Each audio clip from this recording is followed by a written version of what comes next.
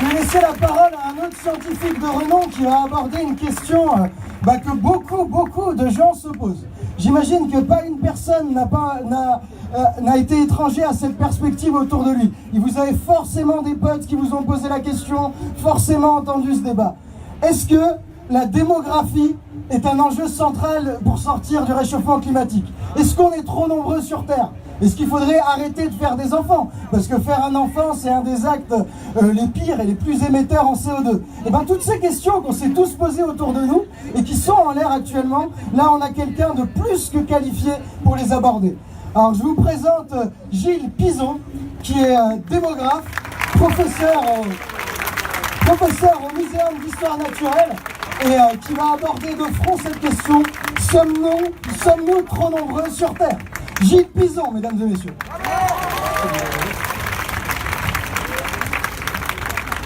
Sommes-nous trop nombreux sur Terre? Rappelons quelques faits. Nous sommes un peu plus de 7,5 milliards sur la planète. Nous n'étions que 1 milliard il y a 2 siècles. Et la population devrait continuer d'augmenter jusqu'à autour de 10 milliards en 2050.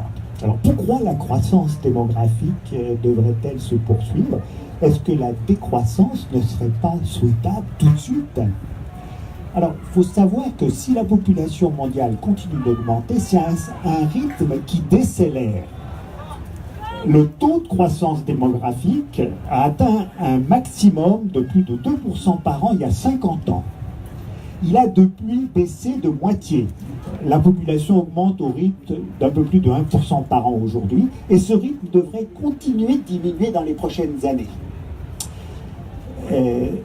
Alors pourquoi le rythme diminue? C'est parce que les femmes, les couples, ont de moins en moins d'enfants. La fécondité moyenne dans le monde est de 2 enfants et demi par femme. C'était le double, 5 enfants, il y a 50 ans. Et là aussi, on prévoit que ce mouvement de baisse de la taille des familles va continuer. Il ne va pas en résulter, je vous ai dit, on devrait être autour de 10 milliards d'humains demain. Et il est illusoire de penser pouvoir agir sur le nombre des hommes à court terme. Alors, tous ces chiffres pour 2050, c'est des projections. La réalité, on ne la connaît pas. Il se trouve que les projections démographiques sont relativement sûres pour les 10, 20 ou 30 prochaines années. Pourquoi? Parce que la majorité des humains qui vivront en 2050 sont déjà nés. On peut estimer la proportion des 7 milliards et demi d'aujourd'hui qui vont être encore en vie. Ça va être probablement le cas de la plupart d'entre vous. Et il faut estimer le nombre de nouveau-nés qui vont venir d'ici 2050. Là aussi, la plupart vont naître de femmes qui sont déjà nées, dont on connaît le nombre. Et donc, vous voyez, l'incertitude sur ce chiffre de 2050, autour de 10 milliards, elle n'est pas très importante. Et il est illusoire de penser pouvoir agir sur le nombre des hommes à court terme. Le court terme, pour les démographes, c'est les 10, 20, 30 prochaines années. Comment arrêter la croissance démographique? En faisant remonter la mortalité? Personne ne le souhaite. En immigrant massivement vers Mars? Irréaliste. En réduisant le nombre d'enfants par femme? C'est déjà le mouvement engagé partout. Partout, les humains souhaitent avoir peu d'enfants, mais investir sur chacun d'eux. La moyenne mondiale est de 2 enfants et demi. Mais il n'en résulte pas tout de suite un arrêt de la croissance démographique, en raison de l'inertie démographique. Même si les femmes, les couples dans le monde n'avaient que 1,6 enfants en moyenne chacun, donc c'est le chiffre en Europe et en Chine, et bien la population mondiale... Oui, donc même avec 1,6 enfants par femme, donc c'est nettement en dessous du seuil de remplacement des générations, la population mondiale continuerait d'augmenter. Pourquoi? Parce qu'elle comprend une proportion importante d'adultes en âge d'avoir des enfants. Même si chacun a peu d'enfants, et c'est déjà le cas pratiquement partout sur la planète, ça fait beaucoup de naissances, plus que de décès, et donc la population continue d'augmenter. Il faut se faire à l'idée que l'humanité va s'accroître de 2 à 3 milliards d'humains d'ici 2050. Et on n'échappera pas à ce surcroît. parce que cette inertie démographique, personne ne peut l'empêcher. Il est possible d'agir en revanche sur les modes de vie, et ceci sans attendre, pour les rendre plus respectueux de l'environnement et plus économes en ressources. Et la vraie question, celle dont dépend la survie de l'espèce à terme, c'est finalement moins celle du nombre que celle des modes de vie. Alors, certains préconisent d'avoir moins d'enfants chez nous, en commençant chez nous. C'est une fausse bonne idée. Déjà, en Europe, dans les pays développés, la fécondité est en dessous de 2 enfants en moyenne. En Europe, elle est de 1,6 enfants. En Amérique du Nord, de 1,8 enfants par femme. En Amérique latine, 2 enfants. En Asie, 2,1 enfants. Donc on est déjà à ce niveau de remplacement des générations, mais l'inertie démographique fait qu'il va y avoir ce surcroît encore de population. C'est quoi un pays développé? Les pays du Nord, si vous voulez, mais également de plus en plus les continents comme l'Amérique latine, l'Asie, qui se développent, et où, du point de vue démographique, La question, c'est quoi un pays développé?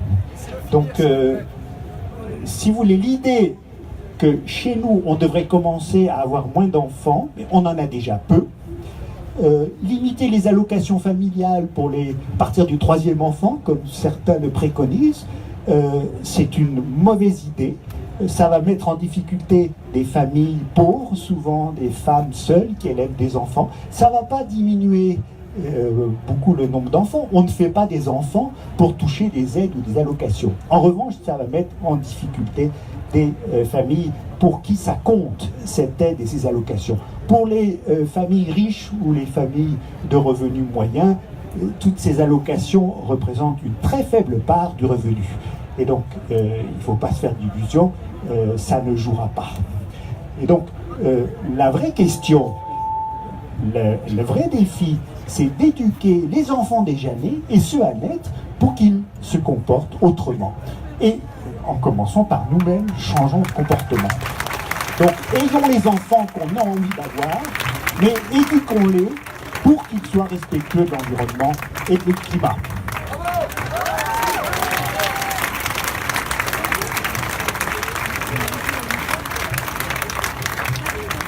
Merci beaucoup, merci beaucoup. Alors, en somme, on sera de toute façon plus nombreux sur Terre. Qu'on le veuille ou non, c'est l'inertie démographique.